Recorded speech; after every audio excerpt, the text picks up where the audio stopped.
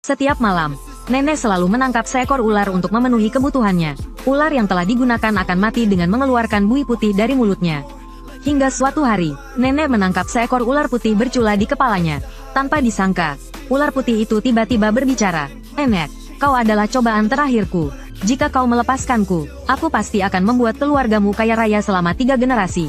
Nenek mengerti perbedaan antara kenyang sesaat dan kenyang selamanya. Maka ia pun mengangguk setuju. Melihat itu, ular putih segera memancarkan cahaya keemasan dan menghilang. Namun sejak hari itu, nenek menjadi terobsesi membuat peti mati.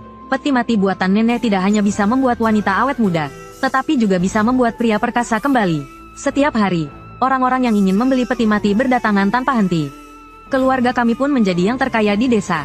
Namun, ketika aku berumur 9 tahun, muncul banyak memar di tubuhku. Nenek, yang telah membuat peti mati selama setengah hidupnya, hanya melirik sekilas. Lalu mengumumkan bahwa ia pensiun. Ia tidak akan membuat peti mati lagi. Sejak saat itu, memar di tubuhku secara ajaib menghilang. Aku pernah bertanya pada nenek mengapa penyakitku sembuh setelah ia berhenti membuat peti mati. Nenek menatapku dengan serius dan berkata, "Penyakitmu tidak sembuh, karena kau sebenarnya sudah mati. Nyawamu ini kucuri." Aku sangat ketakutan dengan perkataan nenek, dan tidak tahu harus berkata apa. Nenek menatapku dengan sungguh-sungguh. "Kau belum sepenuhnya hidup. Untuk bisa hidup, kau harus mewarisi ilmuku. Dan kau harus hidup sampai usia 18 tahun. Sejak hari itu, nenek mengajariku berbagai ilmu ukir setiap hari. Hingga aku berumur 17 tahun, nenek tiba-tiba menghilang. Aku mencarinya ke seluruh pelosok desa. Akhirnya aku menemukan nenek di dalam sebuah peti mati di rumah. Matanya terpejam, wajahnya pucat pasi. Aku pikir beliau telah meninggal dunia. Namun nenek tiba-tiba bertanya, "Xiao, berapa usiamu sekarang?" Aku terkejut, tetapi segera menjawab, "Lahir tanggal 9 bulan 9 tahun ayam. Hari ini aku baru berusia 17 tahun. Setelah mendengar jawabanku, nenek tiba-tiba duduk dari dalam peti mati. "Salah, kau lahir tanggal 9 bulan 9 tahun monyet, pukul 9:09 menit. Setelah kemarin, kau sudah 18 tahun. Aku agak bingung, apakah nenek sudah pikun? Nenek malah tertawa aneh. "Menang, menang, akhirnya kita menang." Aku ketakutan melihat tingkah nenek. "Kita menang apa?" Suara nenek meninggi. "Menang melawan langit. Xiao, ingatlah, nyawamu ini nenek curi dari peti mati emas. Di lembah 10.000 hantu. Selama ini, nyawa yang kucuri dan tubuhmu tidak bisa menyatu dengan sempurna. Itulah sebabnya tubuhmu selalu muncul memar. Dan sebelum kau berumur 18 tahun, kau akan terkena kutukan langit. Makanya aku sengaja mengurangi usiamu 1 tahun. Semua ini untuk menyembunyikan takdir dari surga." Aku menatap nenek dengan tatapan kosong. Aku tidak bisa mencerna semua ini sekaligus. Pupil mata nenek tiba-tiba membesar. Dia memegang pergelangan tanganku erat-erat dan menatapku. Aku bertanya dengan bingung, "Nenek, apa yang kau lihat?" Nenek menatap pergelangan tanganku yang muncul. Tanda merah yang sangat menyilaukan. Dia menghela nafas panjang. "Nak, kau istimewa. Kau lolos dari hukuman surga. Tapi sekarang datang bencana bumi. Malam ini pukul 12. Malaikat maut akan datang menjemput nyawamu." Aku bertanya dengan bingung. "Lalu apa yang harus kulakukan?"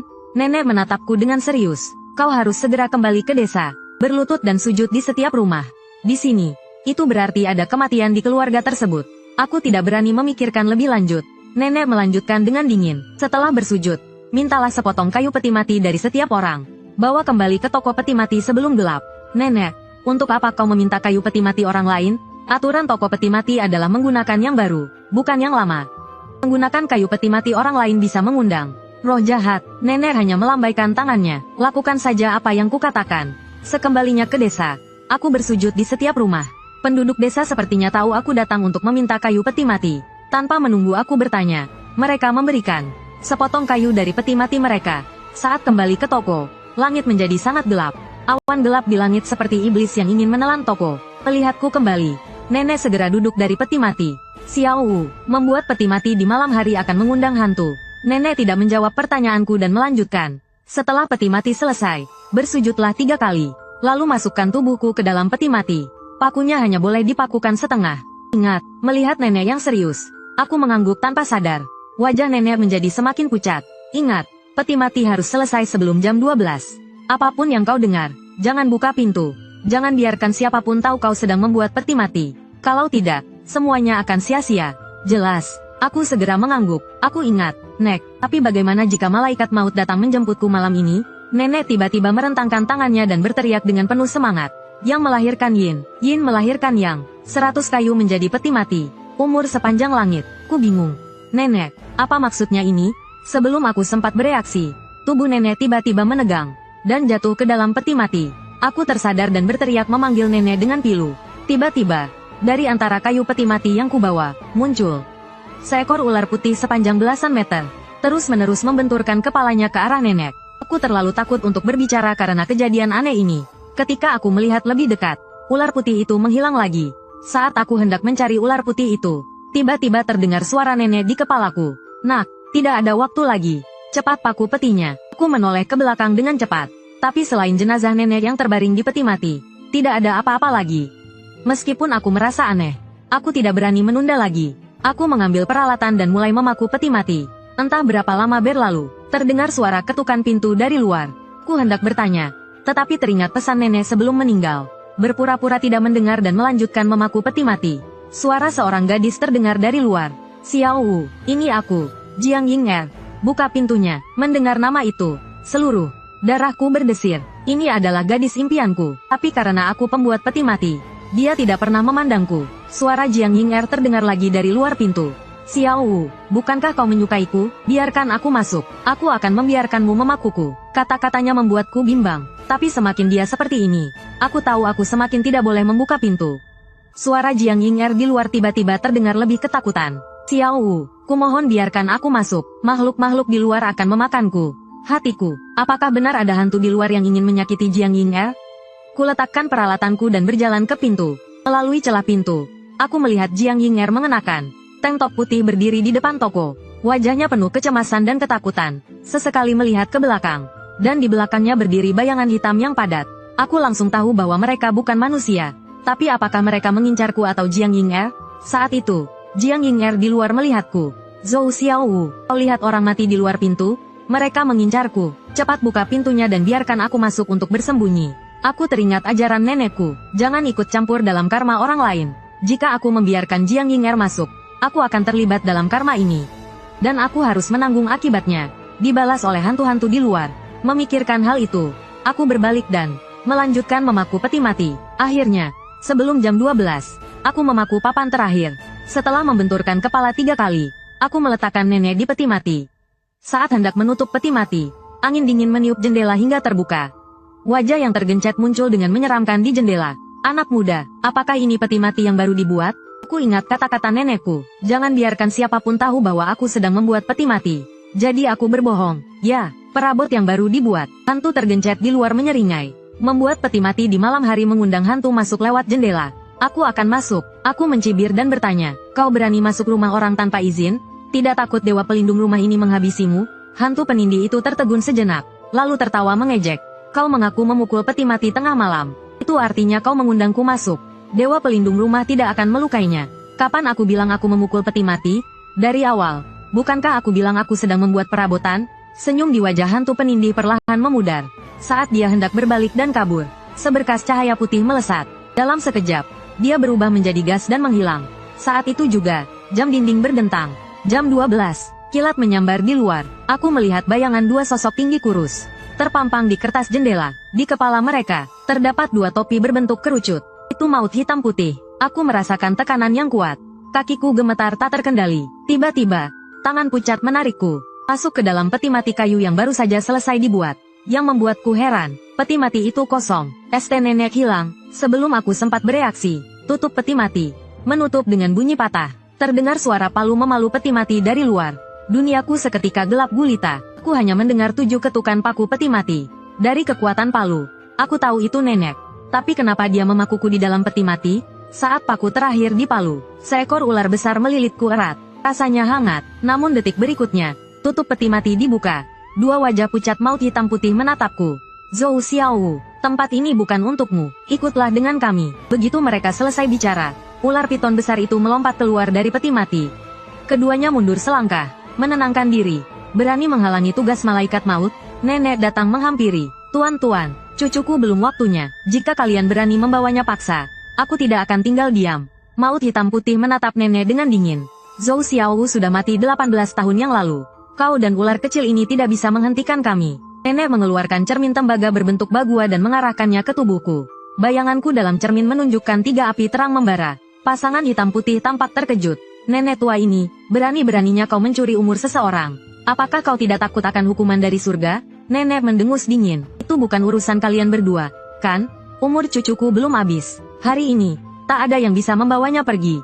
Pasangan hitam putih saling berpandangan dan serentak mengulurkan tangan ke arahku. Mereka menarik jiwaku dan mencoba membawanya keluar. Di luar pintu terlihat orang mati mengenakan pakaian pemakaman berdiri penuh sesak. Aura dingin yang mereka keluarkan sama kuatnya dengan pasangan hitam putih itu. Nenek mendengus dingin. Jika kalian masih tidak melepaskan cucuku, jangan salahkan aku kalau aku menjadi kasar. Begitu kata-kata itu keluar, ular besar itu langsung menerjang. Pasangan hitam putih buru-buru mundur dan berubah menjadi bayangan cahaya lalu menghilang. Jiwaku segera kembali ke tubuhku. Saat aku bangun, punggungku sudah basah kuyup oleh keringat. Apakah nenek dan yang lainnya sudah pergi? Nenek menatapku dalam diam. Nak, bencana bumimu belum berakhir. 3 tahun ke depan akan ada bencana kecil. Dan 9 tahun ke depan akan ada bencana besar. Hatiku terasa dingin. Nenek, apa yang harus kulakukan? Nenek menghela napas. Agar bencana bumimu hilang, pertama-tama kau harus mencari tahu asal-usulmu. Cari tahu takdirmu sebenarnya milik siapa. Aku semakin bingung mendengarnya. Apa yang harus kulakukan? Nenek menatapku dengan serius. Ingatkan kau apa yang pernah kukatakan tentang takdirmu yang dicuri dari peti mati emas di lembah 1000 hantu? Konon, ratusan tahun yang lalu, seorang pendeta Tao berjubah ungu menyegel seekor naga jahat di dalamnya. Tetapi sebelum menyegelnya, pendeta itu tampaknya melihat sesuatu di dalam peti mati emas itu, dan rela mengorbankan nyawanya bersama naga jahat itu, untuk dikubur bersama di dalamnya. Aku menatap nenek dengan bingung. Jadi, ada 2 nyawa di dalam peti mati emas itu? Lalu takdirku, milik siapa yang kucuri? Nenek menghela napas. Aku juga tidak tahu. Kau harus mencari tahu asal-usulmu sendiri, untuk benar-benar mengakhiri bencana bumimu. Waktuku tidak banyak. Ada beberapa hal yang harus kukatakan padamu. Pertama, tunggu sampai ayam berkokok. Lalu, kembali ke desa dan cari 8 pria kuat untuk menggali peti mati kakekmu. Aku menunjukkan ekspresi kesulitan. Menggali makam kakek. Bagaimana mungkin? Nenek tidak menjelaskan lebih lanjut. Ingat, berangkatlah saat ayam berkokok. Apapun yang kau lihat pertama kali saat peti mati dibuka, harus kau paku dengan paku peti mati. Aku benar-benar bingung. Hal pertama yang pasti kulihat adalah jenazah kakek. Bagaimana aku bisa melakukannya? Nenek tiba-tiba membelalakkan matanya dan menunjuk ke belakangku. Nenek tidak menjelaskan lebih lanjut dan melanjutkan. Setelah memakukan benda di dalam peti mati, kembalilah ke rumah tua di desa. Ada setengah liontin giok di kasau. Bawalah itu ke kota Sijiang dan temui orang terkaya, Jin Dasan. Katakan padanya kau datang untuk menagih hutang 10 tahun yang lalu. Aku tampak bingung. Menagih hutang orang terkaya. Nenek mengangguk. Dia menjadi kaya berkat peti matiku. Setelah kaya, dia memberiku setengah liontin giok, dan memintaku untuk menemuinya dengan liontin itu jika aku membutuhkan sesuatu.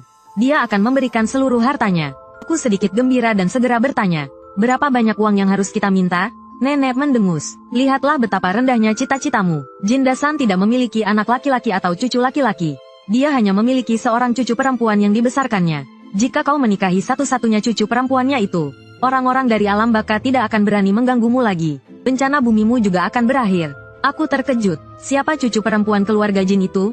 Apakah orang-orang dari alam baka takut padanya? Nenek menghela nafas. Masalah ini terlalu rumit. Aku tidak bisa bicara banyak.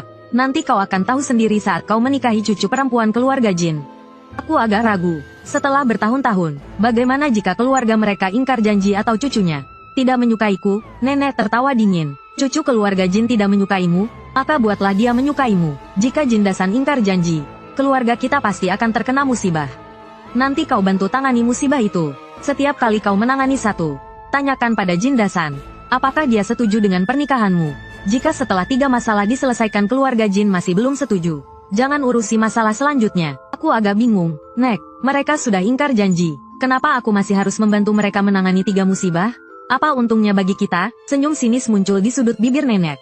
Semakin banyak hutang keluarga Jin pada kita, semakin besar musibahnya. Saat musibah keempat datang, tidak ada yang bisa menanganinya selain kau. Saat itu, mereka pasti akan setuju untuk menikahkan cucunya. Tapi ingat, jika sampai pada titik itu, kau harus menolak. Aku langsung bingung. Bukankah bersama cucu keluarga Jin bisa menghindari bencana? Kenapa akhirnya aku harus menolak? Nenek melihat kebingunganku dan menjelaskan. Jangan memaksakan sesuatu yang tidak diinginkan. Jika sampai pada titik itu, kau bisa meminta cermin pusaka dari cucu keluarga Jin. Aku mengangguk. Apakah cermin itu sangat hebat? Nenek tersenyum tipis. Cermin itu terbuat dari tulang naga. Ia bisa mengintip takdir dan juga melihat asal-usulmu. Saat itu, kau akan tahu siapa pemilik takdirmu. dan menemukan warisan yang sesuai. Bencana sebesar apapun tidak akan bisa menyentuhmu. Kata-kata nenek membuatku mengerti. Terakhir, ingatlah, sebelum masalah keluarga jin selesai, kau tidak boleh berhubungan badan dengan wanita manapun. Dan jangan membantu orang melihat takdir mereka, kecuali orang itu memiliki kayu 5 elemen. Aku tertegun. Apa itu kayu 5 elemen? Kayu 5 elemen adalah aura yang dihasilkan oleh 5 elemen yin dan yang. Jika kau mengumpulkan 5 potong kayu dan membuatnya menjadi peti mati, kau bisa bertemu nenek lagi. Mendengar bahwa aku bisa bertemu nenek lagi, hatiku kembali bersemangat. Saat itu, terdengar suara ayam berkokok dari kejauhan. Tubuh nenek bergetar, tatapannya padaku dipenuhi rasa sayang. Bayangan hitam di luar berkata dengan suara dingin, "Nenek Wan, waktunya telah tiba. Semua orang menunggumu." Saat itulah aku menyadari bahwa bayangan hitam itu bukan untuk mencelakai Jiang Yinger, melainkan untuk menjemput nenek. Jika aku membuka pintu tadi malam, nenek pasti sudah dibawa pergi. Dan tidak akan ada yang membantuku melawan hantu hitam putih. Nenek menatapku dengan penuh kasih sayang. Nenek harus pergi. Ingat, sifat manusia itu rumit. Jangan percaya siapapun kecuali dirimu sendiri. Bayangan hitam di pintu gerbang berlutut di hadapan nenek, menyambut nenek Wan. Saat aku tersadar, di halaman, entah sejak kapan banyak uang kertas berterbangan. Bersama nenek, mereka menghilang. Aku berlutut dan bersujud ke arah nenek. Nenek, beristirahatlah dengan tenang. Setelah itu, aku mengambil peralatanku, bersiap untuk memahat sesuatu di peti mati kakek. Saat sampai di pintu, suara Jiang Yinger terdengar. "Xiao Wu, tolong aku." Aku melihat 2 bekas tangan hitam di lehernya. Aku tahu dia dirasuki ki jahat. Jika dia tidak mendapatkan ki positif, dia pasti akan meledak dan mati dalam 3 hari. Jiang Yinger memelukku. "Kak Xiao Wu, tolong aku. Aku menginginkanmu." Aku bisa merasakan ki yin yang sangat kuat di tubuh Jiang Yinger. Jika aku benar-benar tidur dengannya, ki yin ini akan berpindah ke tubuhku, dan akulah yang akan meledak. Aku mendorongnya dengan bahuku, dan menjatuhkan Jiang Yinger ke tanah. Jangan seperti ini. Dengan rambut berantakan, Jiang Yinger susah payah bangkit dari tanah. Dalam posisi berlutut, "Aku tahu, kau ingin pemanasan dulu, kan? Aku akan membantumu. Aku akan membantumu." Saat ini, Jiang Yinger seperti kehilangan akal sehatnya demi bertahan hidup. Dia mengulurkan tangannya untuk membuka ikat pinggangku. Aku meraih tangannya, dan berkata dengan tatapan tajam dan serius, "Jiang Yinger, aku ada urusan. Aku tidak bisa membantumu. Bantu aku sekali ini saja, ya? Kalau kau tidak memberiku, aku akan mati." Aku mendengus dingin. "Kalau ku berikan, aku yang akan mati." Mendengar jawabanku, Jiang Yinger tertegun sejenak, lalu berkata, "Bukankah kau menyukaiku? Mati untuk orang yang kau sukai. Apa itu salah?" Aku menjadi tidak sabar. "Kau gila, ya?" Melihat sikapku yang keras, Jiang Yinger tiba-tiba berdiri, dan berteriak padaku dengan marah. "Zhou Xiaowu, kalau kau tidak menolongku, aku akan menjadi hantu dan menghantuimu. Kalau begitu, akan kubuat kau menjadi hantu sekarang juga." Setelah mengatakan itu, aku mencekik leher Jiang Yinger dengan kuat. Aku menekannya semakin kuat, sampai urat-urat di dahiku menonjol. Jiang Yinger mulai ketakutan. Dia memukul tanganku dengan putus asa, memintaku untuk melepaskannya. Begitu aku melepaskannya, Jiang Yinger langsung berjongkok dan menangis. "Untuk mendapatkan simpatiku, kau punya waktu untuk menangis. Lebih baik segera cari pengobatan tradisional Cina. Mungkin masih bisa diselamatkan. Aku cuma berbaik hati mengingatkanmu." Dia langsung naik ke mobil wuling yang terparkir di depan pintu, melaju menuju desa. Begitu turun dari mobil, aku bertemu Zhou Danyu. Dia langsung berlari menghampiriku. "Xiao Wu, ku dengar kau kembali ke desa kemarin untuk pemakaman. Butuh bantuanku?" Prosesi 100 hantu nenek sangat aneh. Dan dia keluar dari peti mati sendiri. Aku tidak tahu harus menjawab apa. Hanya menjawab singkat kalau sudah selesai. "Tapi aku masih butuh kau mencarikan 7 orang untuk menggali makam kakek." Zhou Danyu setuju tanpa banyak bertanya. "Baiklah, aku akan carikan orang sekarang. Kau tunggu saja di makam kakekmu." Sesampainya di makam kakek, aku mengamatinya dengan seksama. Dulu aku tidak mengerti tentang hal ini. Sekarang, makam kakek terlihat tidak sesederhana itu. Ini benar-benar tempat yang bagus menurut Feng Shui. Aku tidak mengerti kenapa nenek ingin menggali makam ini. Saat sedang berpikir, Zhou Danyu datang bersama 7 orang. "Xiao Wu, kapan kita mulai?" Aku melihat jam. Sekarang baru jam 6 pagi. Kalau kita mulai sekarang, kita mungkin bisa menggali makam sebelum jam 12. Dan bisa menghindari tulang belulang kakek terkena terik matahari siang. Tunggu aku sembahyang dulu. Setelah itu, aku membakar 3 dupa di makam kakek, dan bersujud 3 kali. Tiba-tiba, terdengar suara yang merdu. "Kakak Xiao Wu, gali petinya cepat. Kita kehabisan waktu." Aku tertegun dan melihat ke sekeliling. Selain Danyu dan yang lainnya, tidak ada wanita di makam kakek. "Danyu, kalian lihat sesuatu tadi? Wanita atau dengar suara apapun?" Danyu tertawa kecil. Tidak lihat wanita, tapi di jalan ke atas tadi aku lihat ayam jago besar. Ayamnya besar sekali, ekornya panjang dan indah. Seumur hidupku belum pernah lihat ayam jago secantik itu. Kalau ditangkap dan dibuat sup pasti enak. Li Ergo mengingatkan dengan baik hati. Dan Yu, air liurmu mau menetes. Melihat tingkah Zhou dan Yu, aku hanya bisa menggelengkan kepala. Aku merasa teriakan gadis tadi berhubungan dengan peti mati kakek. Aku segera menyuruh mereka menggali. Li Ergo bertanya dengan hati-hati. Kita sepakati dulu. Mau digali sedalam apa? Jangan sampai nanti saat menggali, peti mati kakek malah rusak. Aku menghitung dengan jari sambil bergumam. Berdasarkan bentuk gunung ini, peti mati kakek seharusnya dikubur sedalam 3C3. Kalian gali sampai 3C2 saja lalu berhenti. Nanti kalian bersihkan sisanya pakai tangan. Baik, Li Ergo menandai sekopnya dengan batu tulis. Lalu mulai menggali makam kakek. Kedelapan orang ini biasanya di desa, juga melakukan pekerjaan 8 dewa. Jadi menggali kuburan mudah bagi mereka. Aku menatap tajam tanah yang digali dari kuburan.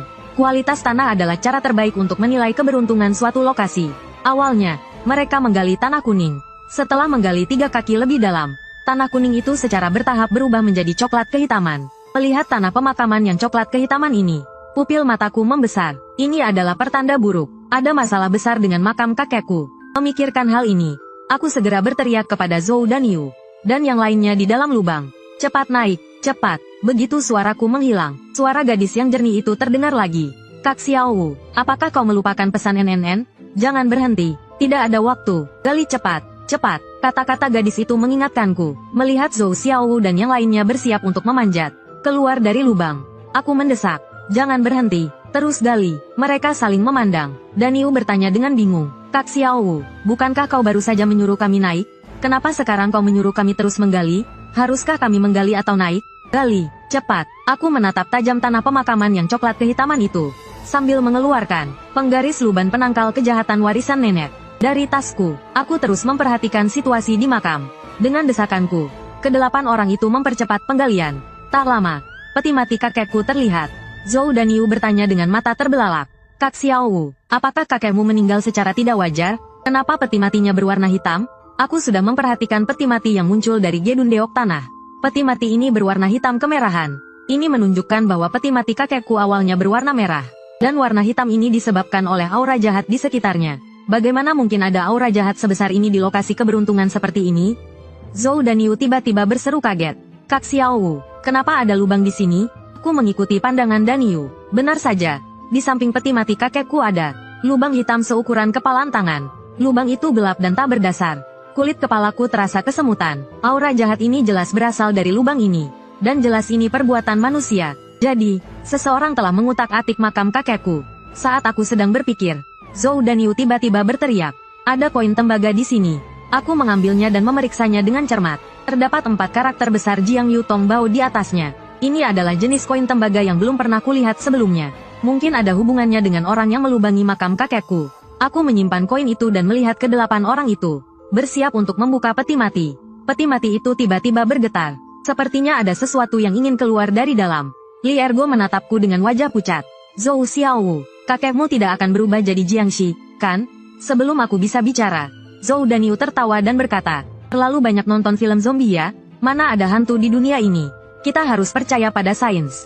Begitu selesai bicara, suara bang terdengar dari dalam peti mati. Berdasarkan pengalamanku bertahun-tahun bekerja dengan kayu, suara sekeras ini tidak mungkin dihasilkan oleh orang hidup. Wajah Zhou dan Yu juga menjadi pucat karena ketakutan. Tamparan di wajah ini datangnya terlalu tiba-tiba. Xiaowu, kakekmu akan hidup kembali, bagaimana kalau kita biarkan dia keluar untuk menghirup udara segar?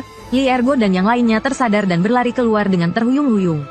Hirup udara segar apaan? Ini Jiangxi, lari. Gerakan di dalam peti mati semakin keras. Sepertinya akan meledak kapan saja. Saat itu aku baru terpikir kalau nenek mungkin sudah menduga kakek akan menjadi Jiangxi. Makanya dia menyuruhku untuk memahat kakek. Dan Yu, berani buka petinya? Zhou dan Yu menenangkan diri. Takut apa? Kakekmu juga kenal aku. Mana mungkin dia menyakitiku? Kalau begitu dengarkan aku. Setelah tutup peti mati terbuka, kamu langsung lari. Jangan ragu sedikit pun. Zhou dan Yu mengangguk dan dengan sekuat tenaga membuka tutup peti. Tutup peti mati terlempar 10 meter. Semburan energi hitam menyerbu ke arah Zhou dan Yu. Aku berteriak, menunduk, sambil memegang penggaris luban penangkal energi jahat. Aku memukul energi hitam itu. Energi jahat di udara belum sepenuhnya menghilang. Zhou dan Yu menunjuk peti mati dengan terkejut dan berteriak. Xiao Wu, buku kuno, itu apa?